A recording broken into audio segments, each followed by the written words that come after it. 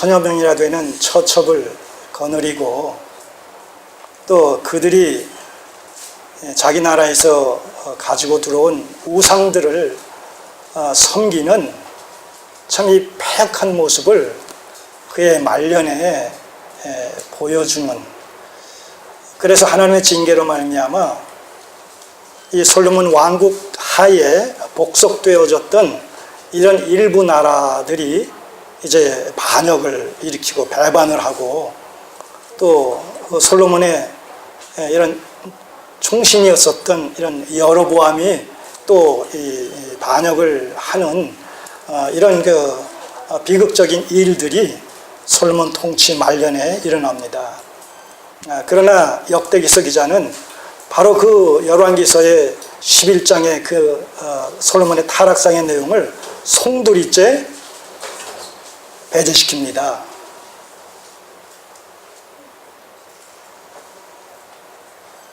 그러므로 말미암아서 이 솔로몬의 이런 그 왕권과 솔로몬 왕국을 상대적으로 미화시키죠.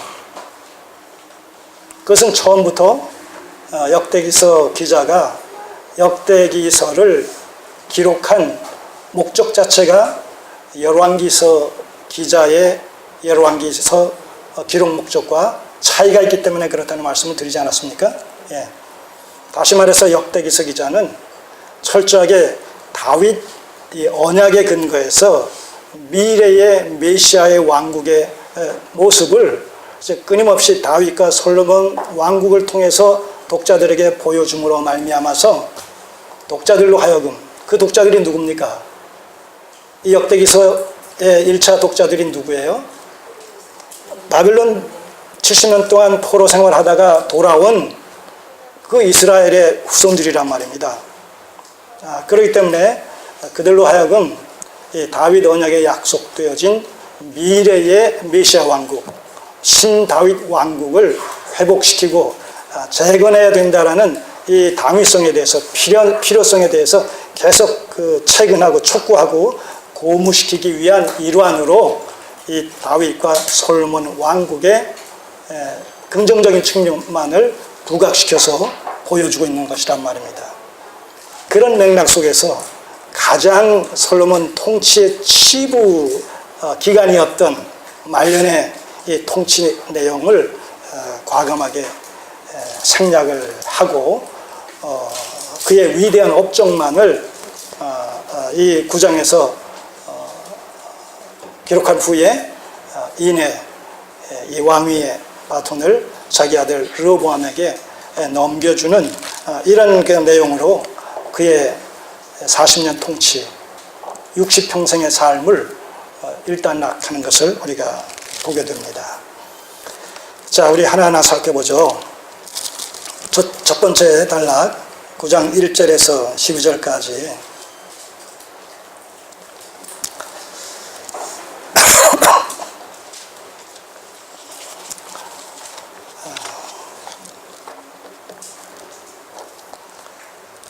솔로몬의 이 탁월한 이 지혜에 대한 소문이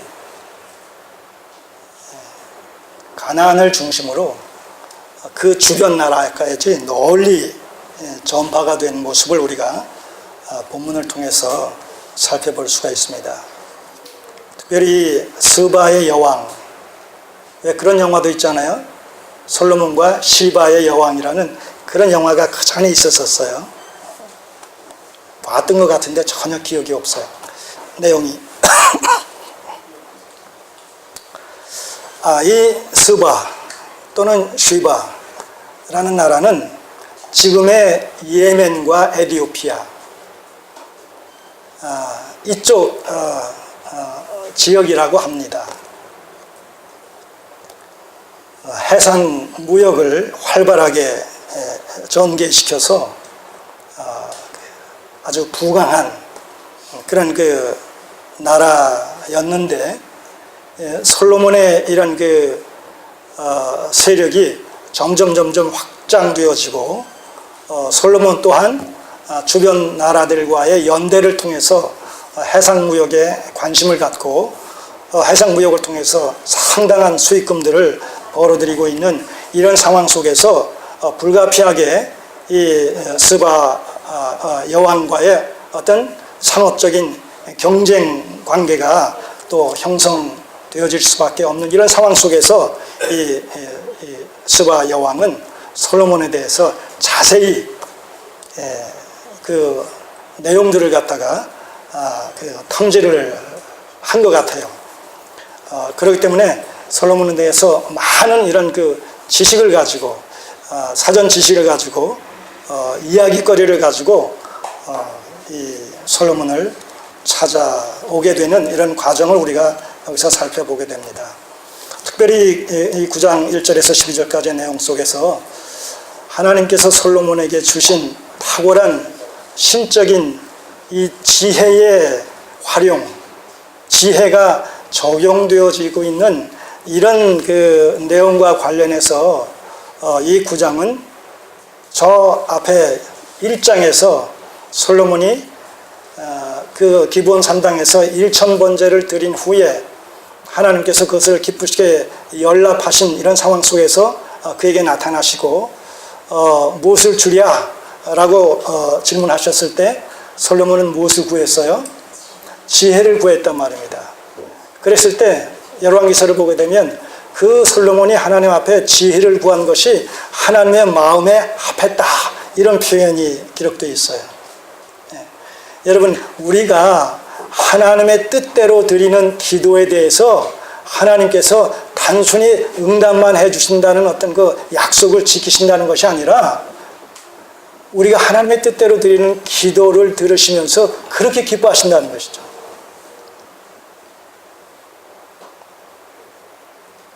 이 교사와 학생과의 관계 속에서 학생들이 교사가 가르쳐 준 대로, 배운 대로 이렇게 잘 따라오고 또 그렇게 해서 실력이 느는 것을 보게 되면 그 교사의 보람이 거기에 있지 않습니까? 하나님께서, 하나님을 믿는 하나님의 백성들이 하나님의 뜻대로 기도하고 하나님의 뜻대로 살아가고 하나님의 뜻대로 예배드리고 이런 그 신앙적 삶이 하나님의 뜻에 부합되어질 때 그것을 하나님이 기뻐하신다는 거예요. 하나님께서 기뻐하신다는 것은 뭐냐면 그것으로서 하나님께서 영광을 받으신다는 의미가 성립이 되는 것이죠. 아울러서 하나님께서는 지혜를 주셨어요. 그러나 하나님은 단순히 솔로몬이 구한 지혜만 주신 것이 아니라 플러스 알파를 주셨어요. 그 알파를 주신 내용이 뭡니까? 부와 재물과 존귀와 영광까지 다 주시겠다고 그렇게 약속하셨단 말입니다. 사실 그 플러스 알파, 지혜 플러스 알파라는 이 부분이 지금 이 9장과 10장에서 9장 전반부와 10장 후반부에서 온전히 그리고 구체적으로 성취되는 것을 보게 되는 것이죠. 물론 이 9장 전체는 다윗 언약에 근거한, 다윗 언약에서 약속되어진 다윗의 아들이 하나님의 거할 성전을 건축하고 하나님께서는 그것을 기쁘시게 연락하시고 아울러서 그 아들의 위와 나라를 견고하게 세워주시겠다라는 그 다윗 언약의 궁극적인 성취라는 그런 터 위에 이 1000번째 이후에 그 지혜를 요구한 것에 대한 하나님의 응답의 내용이 여기에 또한 구체적으로 성취가 되는 이런 내용을 우리가 보게 됩니다. 자, 우리가 그 기브온 산당에서 하나님께서 주신 그 제사를 받으시고 1000번제를 받으시고 지혜를 주셨을 때 그 역대하 3장에서는 그 솔로몬이 하나님께서 주신 지혜에 입각해서 구체적으로 그 지혜를 사용했던 그런 사건이 기록되어 있어요. 그 사건 기록이 뭡니까?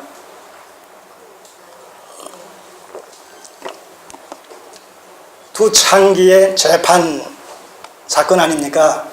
네.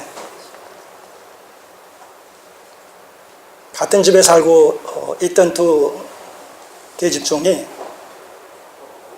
3일 간격으로 아들을 낳았어요. 그런데 어느 날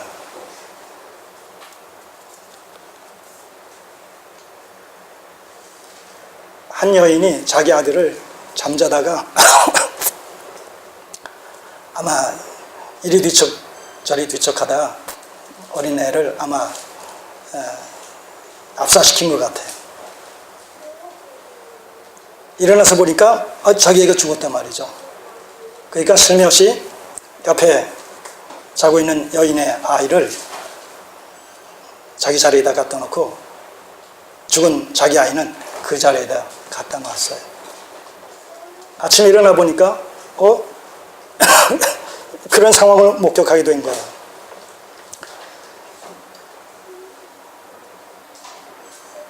살아있는 그 친엄마 입장에서는 자기 아들을 자기가 알기 때문에 네 아들이 지금 내 아들이다. 지금 내게 있는 이 죽은 아들은 바로 네 아들이다. 이래가지고 옥신각신 싸움이 붙어가지고 바로 이것을 이제 솔로몬 왕에까지 이 문제를 가지고 왔어요. 솔로몬이 그 얘기를 다 듣고 나서 칼을 가져오라고. 칼을 가져왔어요. 그 칼로 저 살아있는 아이를 잘라서 두 토막을 내가지고 두 여인에게 주라고 그렇게 판결을 내렸어요. 그 소리를 들은 친어머니가 사색이 돼가지고 아이고 왕이시여 아닙니다 그러하지 마옵소서. 저 아이는 저 여인의 아이입니다. 이 죽은 아이가 내 아이입니다. 그렇게 하지 마옵소서. 저 여인에게 저 아이를 주옵소서. 그걸 포기를 합니다. 그럴 때 솔로몬이 최종 판결을 하죠.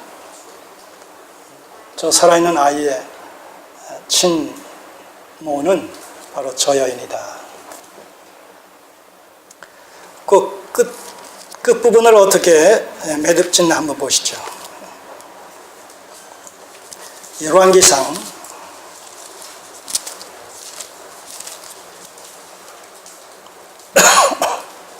3장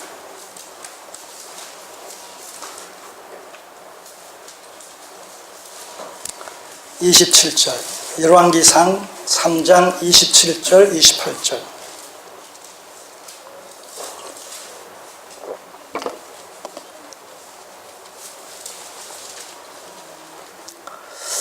516쪽입니다.